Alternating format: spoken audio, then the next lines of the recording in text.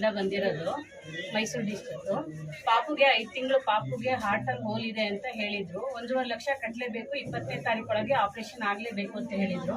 ಅಷ್ಟರೊಳಗೆ ತಾಯಿ ಹತ್ರ ಬಂದು ದರ್ಶನ ಮಾಡಿಕೊಂಡು ನಾವು ತಾಯಿನ ಕೇಳ್ಕೊಂಡು ಹೋದ್ಮೇಲೆ ಅಲ್ಲಿ ಇನ್ನೊಂದು 2 ದಿವಸ ಇದೆ ಅನ್ನುವಾಗ ಹೋಗಿ ಮತ್ತೆ ಟೆಸ್ಟ್ ಮಾಡಿಸಿದ್ರು. ಇನ್ನೇನು ಕರ್ಸಿದ್ರು ಡಾಕ್ಟ್ರೇನೆ, ಬನ್ನಿ ಆಪರೇಷನ್ಗೆ ಅಂದ್ಬಿಟ್ಟು.